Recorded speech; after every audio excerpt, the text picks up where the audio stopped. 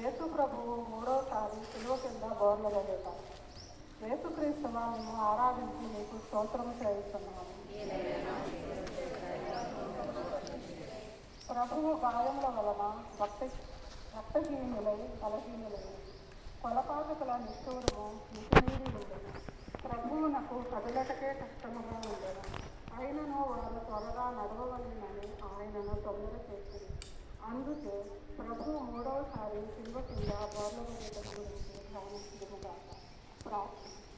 నా రక్షకుడు అయిన యేసువా, మీ ప్రేమను తిరస్కరింపజేసిన నా దుర్గుణములను ఈ లోకాశలను జయించుటకు మీరు కపాల కొండకు పోవునప్పుడు పొందిన బలహీనతల యొక్క ఫలములందుకి నాకు మీ వరప్రసాదములను దయచేయండి. నా సొంత బలము చేత నా పాపములను విడిచిపెట్టలేదు.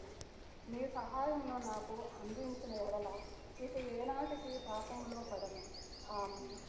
పరలోకమందుడు మా యొక్క తండ్రి, మీ నామము పూజింపబడినదాక, మీ రాజ్యము వచ్చినదాక. మీ చిత్తము పరలోకమందు నెరవేరినట్లు భూలోకమందు నెరవేరినట.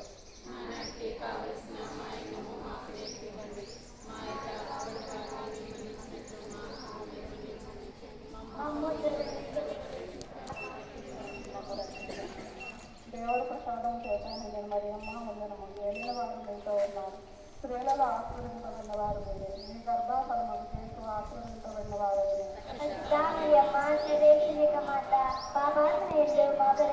ఇప్పుడు మా మండలి చెప్పున ప్రార్థించండి.